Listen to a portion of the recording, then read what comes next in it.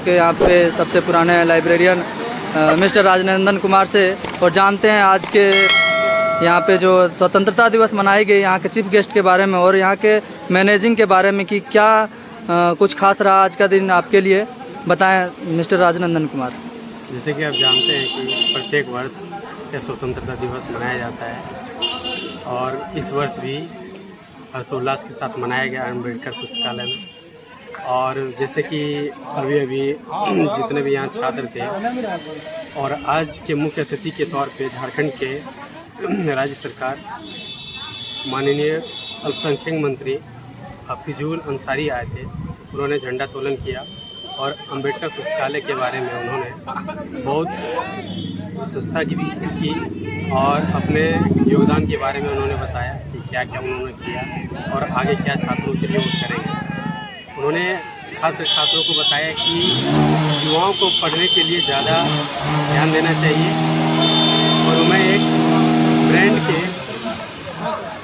हिसाब के, यानी उनका सीधा शब्दों में कहना था कि आप पढ़ते हैं तो एक ब्रांड बनिए, क्योंकि ब्रांड का महत्व है, तभी कुछ हो सकता है। आज का दिन कैसा रहा आपके लिए? आज बहुत ही अच्छा रहा। जैसे कि प्रत्येक वर्ष जिस तरह हम लोग मनाते हैं, इस बार कुछ मुख्य रूप से बनाया गया क्योंकि राज्य सरकार के मंत्री साहब आए थे, तो आप सोच सकते हैं कि कुछ उत्तम ही व्यवस्था की गई होगी। आप युवाओं को क्या संदेश देना चाहें स्वतंत्रता दिवस के अवसर पर? खास करके अगर आप देखें तो पूरे देश के युवाओं से माननीय प्रधानमंत्री भी बहुत दुआ किए हैं, रिक्वेस्ट किए हैं। वो हमेशा गाइड करते हैं कि युवाओं को अपने भविष्य और देश के हित में सोचना चाहिए ताकि हमारा देश डेवलप हो सके। और मैं जहाँ तक मानता हूँ युवाओं को सबसे ज़्यादा अपने देश के और पढ़ाई पे ज़्यादा फोकस करनी चाहिए ताकि जितने भी योगदान दे सके वो पढ़ाई की बदौलत ही इस देश को उन्नति के रास्ते पे ले जाया जा सकता है। आपने बहुत अच्छा बताया राजनंदन। चलिए आप जानते हैं कुछ अम्बेडकर लाइब्रेरी के बारे में, तो राजनंदन भी आप बताएं कि यह अम्बेडकर लाइब्रेरी की शुरुआत और नींव किसने रखी और कैसे यहाँ पे ऐसा सोच डेवलप हुआ कि यहाँ पे एक लाइब्रेरी खोला जाए, उनके बारे में कुछ बताएं। जैसे कि आप जानते हैं कि ये शुरुआती सबसे पहले तो ये पुस्तकालय 2005 में एक कमरे के रूप में स्थापित किया गया था और यहाँ के सदस्यगण और भी थे। अभी हम लोग जो तत्कालिक रूप में जो इस अम्बेडकर पुस्तकालय संचालन समिति के संरक्षक महोदय जो गुमला के एसी हैं माननीय सुधीर गुप्ता सर, वो उनको माना जाता है। पर इनका पुराना अगर इतिहास देखा जाए तो सबसे पहले एक कमरा के रूप में 2005 में इस पुस्तकालय का नींव डाला गया। उसके बाद लगभग 10 सालों तक इसी तरह चलता रहा और एक समय ऐसा आया कि यहाँ पे एक स्टैचू बाबा साहब को लगाया गया और वह स्टैचू लगाने के बाद यहाँ पे जो असामाजिक तत्व थे उन्होंने बाबा साहब का उनके स्टैचू को क्षति पहुँचाया। उसके बाद एक उग्र आंदोलन हुआ। उस आंदोलन को उग्र होते देख करके यहाँ के युवाओं में, यहाँ के सामाजिक कार्यकर्ताओं में और इस समाज के जो अम्बेडकर समाज के जितने भी लोग हैं उन लोगों ने अपना योगदान दिया और एक भव्य लाइब्रेरी बनाने का योजना बनाया। उनमें से उस समय देवघर जिले के एसडीओ के रूप में सुधीर सर थे। उन्होंने इस कार्यक्रम को बढ़ाने के लिए एक अगुवाई के रूप में काम किया।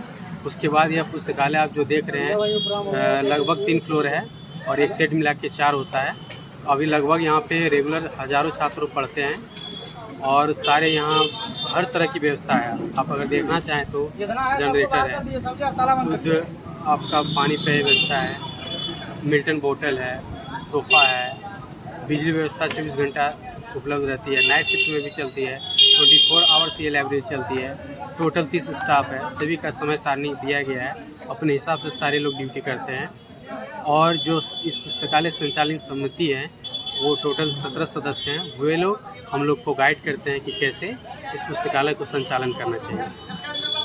यहाँ पे मैं जानना चाहूँगा राजनंदन जी आपसे कि एक साथ क्षमता जो है स्टूडेंट के बैठने की क्षमता वो कितनी है?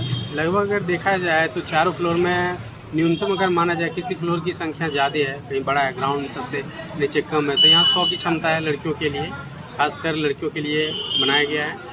और ऊपर जो फ्लोर है बॉयज, जैसा कि हमने सुना है कि ग्राउंड फ्लोर जो है वो छात्राओं के लिए आरक्षित है, क्या ये सही है? बिल्कुल सही है, लेकिन उसमें जो दिव्यांग छात्र होते हैं उनको नीचे बिठाया जाता है चाहे वो यानी पुलिस कि हो हम या कह स्त्री, सकते हैं कि ग्राउंड फ्लोर जो है वो दिव्यांगों और छात्राओं के लिए छात्राओं के लिए आरक्षित है। आरक्षित है। और भी कुछ बताना चाहेंगे आप अम्बेडकर पुस्तकालय के बारे में? सबसे पहले मैं यही बताना चाहता हूँ कि अगर इस पुस्तकालय के बारे में अगर आपको जानकारी मिली, वो कहीं से या मिल रही हो, जैसे आज सूचनाओं के अनुसार अगर आप तक पहुँच रही हो, तो सबसे पहले इस पुस्तकालय के बारे में जानने की कोशिश करेंगे, ताकि ये पुस्तकालय झारखंड में, ऐसा माना जाता है कि अभी झारखंड में इस तरह का पुस्तकालय कहीं नहीं है, पूरे झारखंड की बात होती है। और अब ये राष्ट्र स्तर पे भी बहुत जल्द ही आने वाली है, चर्चा होने वाली है। ऐसा माना जाता है कि अभी राज्य सरकार ने बताया गया कि इस पुस्तकालय के जो अध्यक्ष महोदय हैं उनको सम्मानित किया जाएगा इस पुस्तकालय के लिए, और आगे भी उम्मीद है कि आगे राष्ट्र स्तर पे इस पुस्तकालय को पहुंचाया जाएगा। और सभी लोग मेहनत कर रहे हैं, और ये पुस्तकालय जन सहयोग से चलता है। इसीलिए राजनंदन जी, आपसे मैं जानना चाहूँगा कि यहाँ की किताबों के बारे में, किस किस तरह की किताबें हैं यहाँ पे, और लगभग कितनी किताबें हैं छात्रों को? किसी किताब की, मान लीजिए वो अगर झारखंड की तैयारी करते हैं या फिर किसी भी यूपीएससी, सिविल सर्विसेज या जेएसएससी, जेपीएससी, किसी भी तरह की तैयारी करते हैं, क्या उन सभी पुस्तकों का यहाँ पे संग्रहण है? सभी पुस्तकें अवेलेबल हैं या नहीं है? ऐसा अभी तक जितने भी छात्र आए हैं उनको जो बुक चाहिए था उनको मिल रहा है। जैसे मान लीजिए मैं यूपी का हूँ और मुझे यूपी स्टेट का तैयारी करना है, उनका कुछ किताबों का, जी मैं लेट में कंप्लीट, कुछ मुझे उनकी किताबें मंगानी है, तो वो कैसे मंगाई जाती है?